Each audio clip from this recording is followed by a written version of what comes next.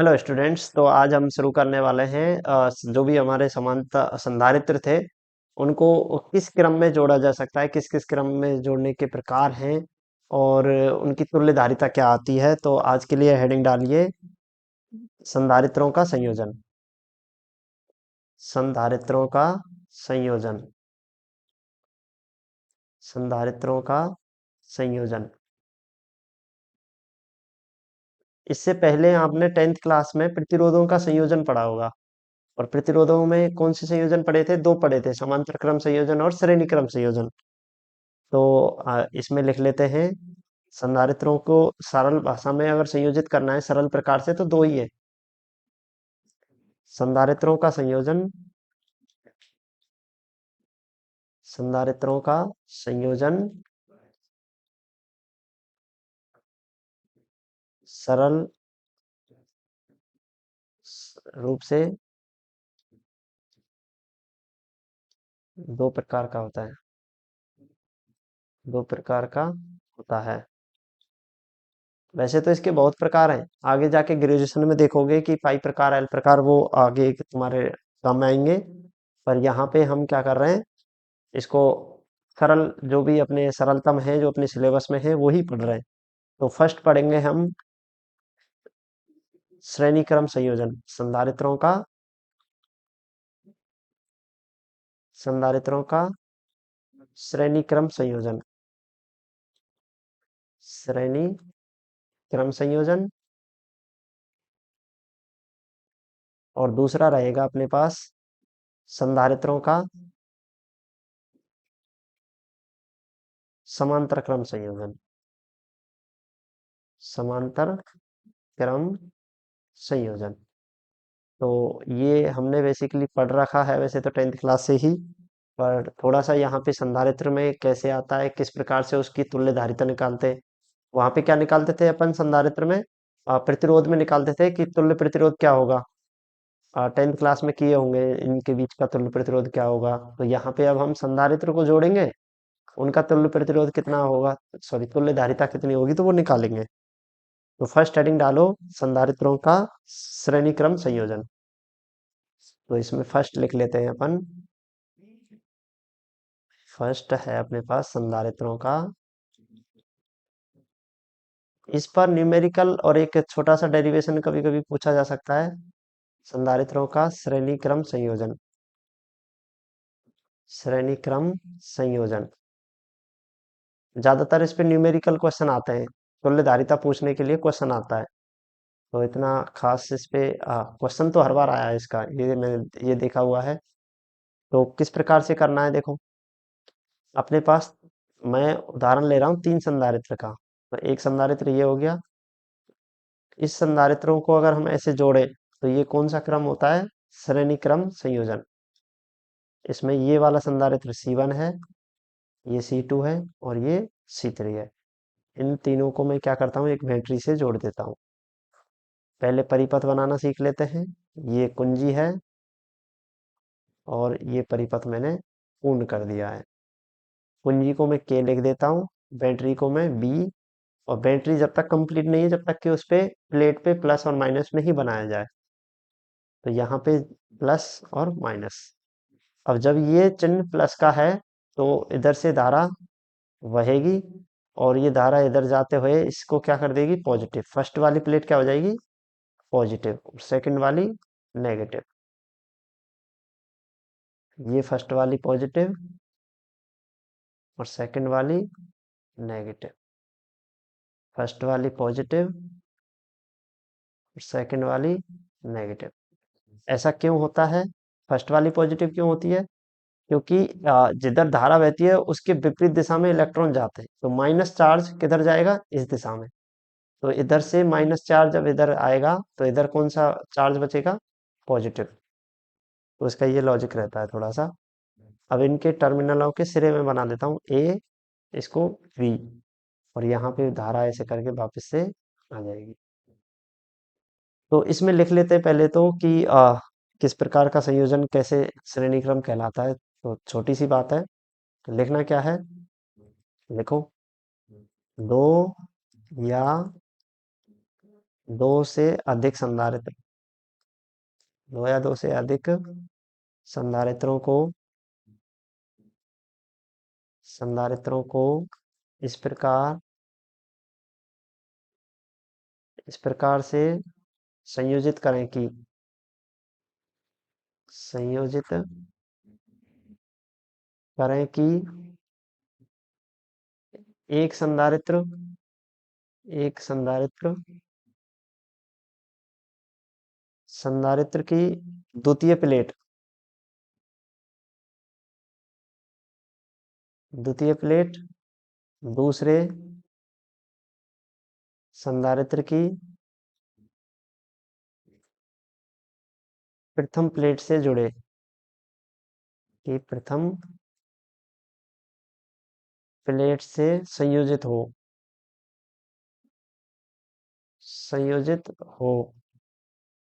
तो संधारित्रों की इस प्रकार की व्यवस्था संधारित्रों की इस प्रकार की व्यवस्था क्या कहलाती है? श्रेणी क्रम संयोजन कहलाती है। श्रेणी क्रम संयोजन कहलाती है। तो ये हमारा लिखने का काम हो गया इसमें संधारित्रों का श्रेणी क्रम संयोजन की परिभाषा रूप से। कहने का मतलब क्या है? दो संधारित्र या दो से अधिक संधारित्रों को किस प्रकार से जोड़ा जाए कि एक संधारित्र, जैसे ये संधारित्र है, इसकी ये प्लेट प्रथम है, ये द्वितीय प्लेट है, इसको दूसरे संधारित्र की प्रथम प्लेट इससे जोड़ा गया है, ऐसे जोड़ा गया है, ऐसे जोड़ा गया है। तो ये क्रम कौन सा कहलाएगा? इस प्रकार का संयोजन क्या कहलाएगा? श्रेणी क्रम संयोजन। श्रेणी एक तरीके की सीरीज, जैसे सीरीज होता है ना, जैसे प्रतिरोध भी ऐसे जोड़े थे अपन ने, तो इस प्रकार से ये कौन सा क्रम होता है? श्रेणी क्रम संयोजन। अब यहाँ पे कुछ मुख्य बातें श्रेणी क्रम संयोजन में क्या रहेंगी? श्रेणी क्रम संयोजन में श्रेणी क्रम संयोजन में प्रत्येक संधारित्र पर प्रत्येक संधारित्र पर आवेश की मात्रा समान होगी। आवेश की मात्रा समान होगी। और उसका रीजन कौन बताएगा? देखो, समान क्यों होगी ये ध्यान दो कि हम लोग पहले ही पढ़ चुके हैं 10th क्लास में, जब जब कोई भी दो प्रतिरोध या दो से अधिक प्रतिरोध श्रेणी क्रम में जुड़ते हैं तो उनमें जो धारा प्रवाहित होती है वो समान होती है। धारा आई क्या होती है? समान होती है। तो जब आई समान है, धारा समान है, और धारा क्या होती है? आवेश प्रवाह की दर। तो इसका मतलब इनसे, जब धारा समान है तो इनसे आवेश जो प्रवाह होगा वो भी कैसा रहेगा? समान। तो इस पे भी क्यू आवेश रहेगा, वही आवेश इस पे रहेगा। तो यहाँ पे समझ में आया कि अपने पास जब भी दो श्रेणी क्रम में जुड़े हुए हैं तो उनसे एक ही धारा बह के जाएगी, और जो धारा बह के जाएगी उसमें जितना भी आवेश प्रवाह होगा वो प्रवाह एक नियत समय में समान होगा। तो इसका मतलब कि इन सभी पे आवेश की मात्रा कैसे आ जाएगी? समान आएगी। तो ये रहेगा। अब दूसरा रहता है इन पे विभव, वो अलग अलग हो जाएगा, विभवांतर। जबकि जबकि संधारित्रों के सिरों पर संधारित्रों के सिरों पर उत्पन्न विभवांतर उत्पन्न विभवांतर अलग अलग होगा, अलग अलग होगा। विभवांतर क्या होगा? अलग अलग होगा। अब अगर क्वेश्चन में आपसे ये पूछा जाए तो क्या क्या करके आओगे? ये चित्र बनाओगे प्रॉपर से। फिर अगर क्वेश्चन 1.5 नंबर का आया है और 1.5 का ही आएगा तो हल्का सा ये लिख सकते हो कि उपरोक्त संयोजन के कौन से क्रम में है? श्रेणी क्रम संयोजन में। ज्यादा परिभाषा लिखने की कोई आवश्यकता नहीं है, सीधा लिख सकते हो कि उपरोक्त संयोजन श्रेणी क्रम में है। और श्रेणी क्रम में यहाँ से लिखना, फिर श्रेणी क्रम संयोजन में प्रत्येक संधारित्र पर आवेश की मात्रा समान होती है। आवेश की मात्रा समान होगी, जबकि संधारित्रों के सिरों पर उत्पन्न विभवांतर कैसा रहेगा? अलग अलग होगा। बस इतना लिख सकते हो। इसके बाद हम मानेंगे, माना तीन संधारित्र, तीन संधारित्र जो हमने जोड़े हैं, जिनकी धारिताएं, जिनकी धारिताएं C1, पहले लिख लेते हैं क्रमशः C1, C2 व C3 है। अब यहाँ पे विभवांतर अलग होगा तो विभवांतर मान लेते हैं, तथा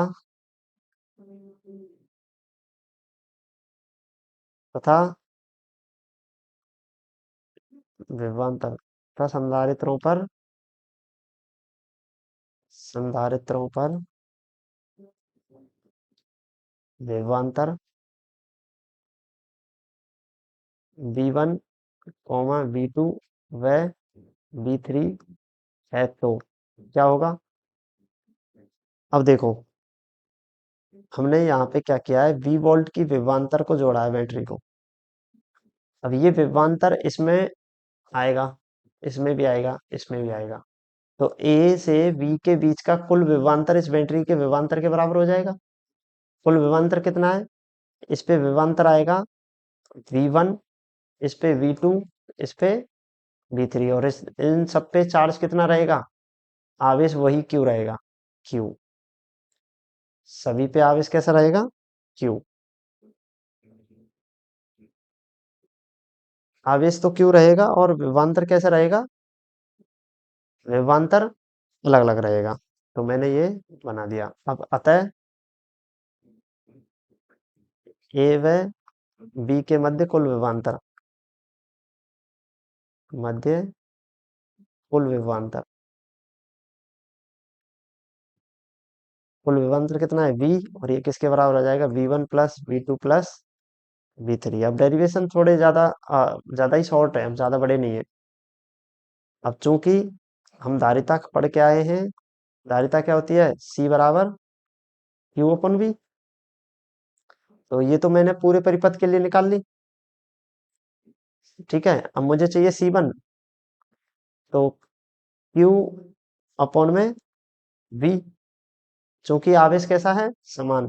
तीनों संधारित्रों पर आवेश कैसा है, देखो यहाँ पे आवेश की मात्रा कैसी है, समान। इसलिए मैं क्या आवेश मान लेता हूँ, Q, और हमने चित्र में भी Q लिख दिया है। तो मैंने क्या कर लिया, यहाँ पे लिख दिया Q, लेकिन विभव क्या हो गया, V चेंज हो जाएगा, तो इसको V1, C2 Q upon V2, C3 Q upon V3। अतः V बराबर क्या हो जाएगा, समीकरण एक में ये मान रख देते हैं C1, C2, C3 के। हाँ, यहाँ से क्या हो जाएगा, एक सेकंड, यहाँ पे अपन क्या निकाल लेते हैं, हमें किसका मान रखना है इसमें, समीकरण एक में B के मान चाहिए, तो B1, B2, B3 निकाल लेते हैं। तो यहाँ से B क्या आएगा, पक्षांतरण करके Q बटे C, और इससे V1 आ जाएगा Q बटे C1, V2 Q बटे C2, और V3 Q अपॉन C3, समीकरण एक से, एक में मान रखने पर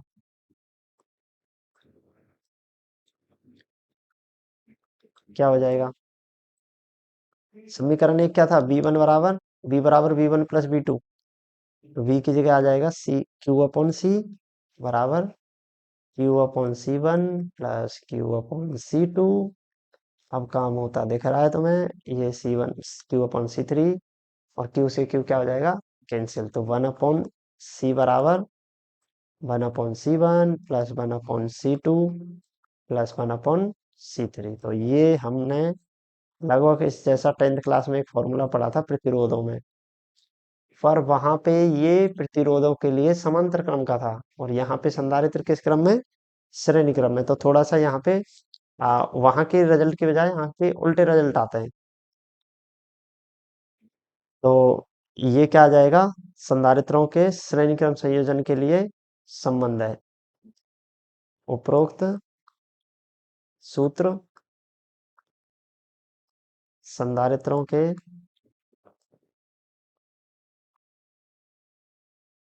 संयोजन के लिए संधारित्रों के श्रेणी क्रम संयोजन के लिए, ऐसा लिखना है, श्रेणी क्रम संयोजन के लिए के श्रेणी क्रम संयोजन के